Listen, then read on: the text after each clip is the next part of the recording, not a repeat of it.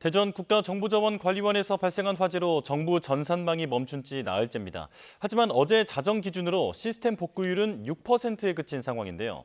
잠시 뒤 9시부터 공공기관의 업무가 본격적으로 시작되는 만큼 주말 사이 드러나지 않았던 민원 혼란이 빚어질 가능성이 큽니다. 취재기자 연결합니다. 배민혁 기자, 현재 정부 서비스 복구 현황부터 짚어주시죠. 네, 지난 26일 국가정보자원관리원 화재로 멈춘 정부 업무 시스템은 모두 647개입니다. 이 가운데 복원을 마친 건 어제 자정 기준으로 39개인데 전체의 6% 수준입니다.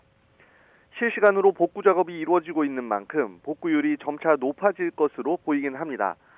먼저 모바일 신분증 기능이 일부 재개되면서 기존 이용자의 경우 신원 확인은 가능하지만 신규 발급은 아직 어려운 상태입니다. 우체국 금융도 어젯밤부터 재가동되면서 온라인 뱅킹과 ATM 사용, 보험금 청구 등이 가능해졌습니다.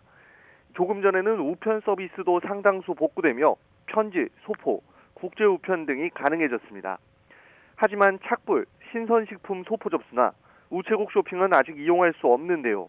미국행 EMS나 수입인지, 알뜰폰 등 수탁 상품 역시 서비스 이용이 불가능합니다. 인터넷 우체국 신규 회원가입이나 화재 발생 이전 석 달 동안 접수된 우편물의 종적 조회도 할 수 없는 상황입니다. 이어 전국 학교와 교육청 현장에서 행정 업무에 쓰고 있는 나이스와 K-에듀파인 시스템이 등교길을 앞두고 정상화됐습니다.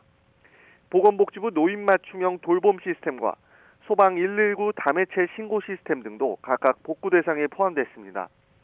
민생회복 소비 쿠폰 서비스도 정상 운영돼 신청하고 사용하는 데 문제가 없다고 정부는 설명했습니다.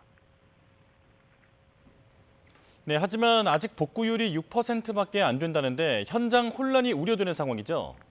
네, 맞습니다. 사실 화재가 발생한 이후 그제, 어제 모두 주말이었기 때문에 대란이라고 할 만한 상황까지 벌어지지는 않았던 게 사실입니다. 그러나 연일 밤샘 작업에도 복구 상황이 녹록치 않은 만큼 공공기관의 업무가 재개되는 잠시 뒤 오전 9시부터는 혼란이 본격화될 거란 우려가 큽니다. 우선 주민등록 등본 발급 등을 위한 정부 24 사이트와 함께 공무원 행정 업무망인 온나라 시스템 무인민원 발급기도 멈춘 상태라 구청 등 일선 현장에 큰 혼란이 있을 것으로 보입니다. 부동산 종합 공부 시스템 등이 멈추면서 부동산 거래나 임대차 계약 신고 절차도 차질을 빚게 됐습니다. 각종 심사에 필요한 서류를 뗄 수 없는 만큼 대출 신청 등 은행 업무에도 차질이 불가피할 것으로 보입니다. 또 생계급여와 아동수당, 기초연금 등을 신청할 수 있는 보건복지부 복지로 사이트 역시 접속이 되지 않고 있습니다.